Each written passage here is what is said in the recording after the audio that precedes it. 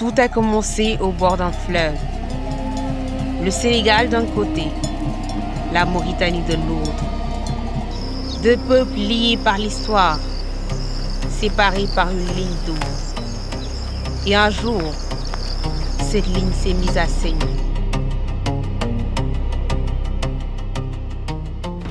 Les événements que vous allez voir sont inspirés de faits réels. Ils se sont déroulés entre le Sénégal et la Mauritanie en 1989. Depuis des siècles, le fleuve Sénégal unit et sépare. Sur ses rives, les Peuls, les Soninké, les Maures et les Wolofs partagent la même terre, la même eau, les mêmes saisons, mais au fil du temps, la frontière coloniale a creusé des fissures invisibles, jusqu'à ce qu'un jour, tout explose.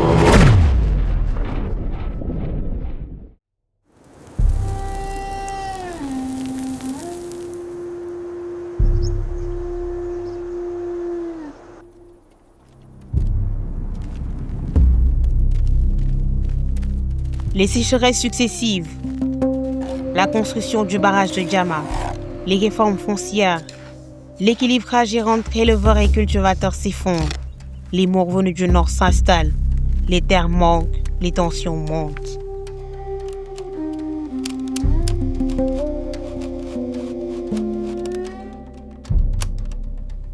Le 9 avril 1989, dans le village de Diawara, un accrochage éclate entre des cultivateurs sénégalais et des éleveurs mauritaniens. En quelques heures, le sang coule. 2 morts, plusieurs blessés. L'armée mauritanienne intervient. Les otages sont amenés.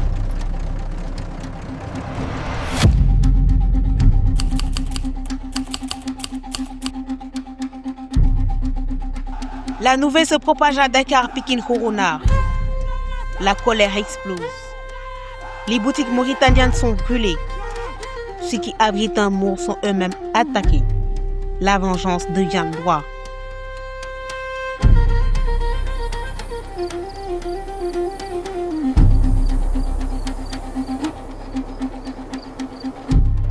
En Mauritanie, la riposte est brutale.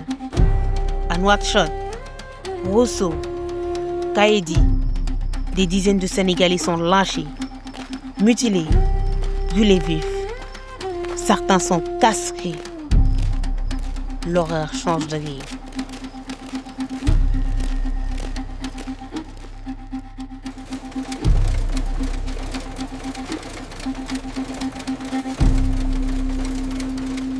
Le ministre de l'Intérieur, André Sonko, déclare « Trop c'est trop ».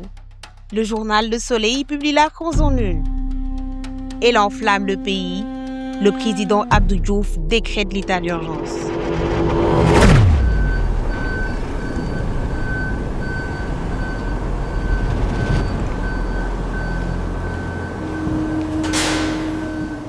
Abdou Diouf visite l'hôpital CTO. Devant les corps mutilés, les bras et les oreilles tranchés. Il ne retient plus ses larmes. Le président du Sénégal pleure.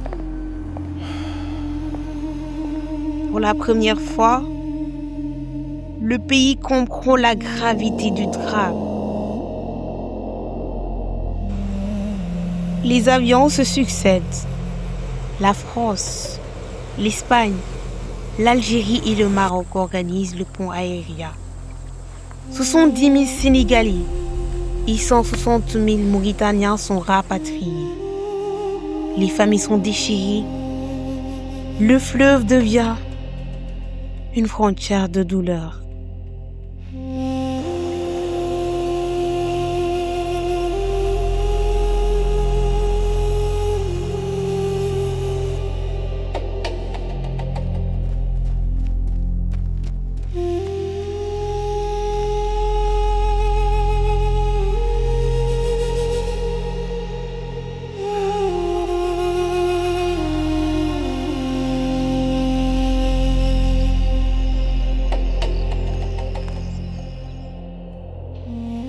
Les deux États ferment leurs frontières.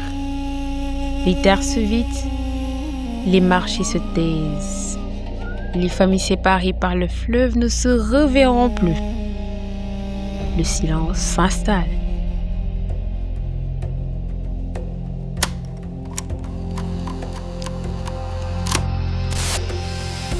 En 1992, la paix revient. Fragile, les réfugiés sont nombreux, les cicatrices profondes. Les présidents passent. Diouf, Wade, puis Macky Sall. Le fleuve reste témoin muet de nos blessures et de nos espoirs. Si cette histoire vous a touché, abonnez-vous pour découvrir d'autres récits oubliés de notre continent. La mémoire ne s'éteint que lorsqu'on cesse de la raconter.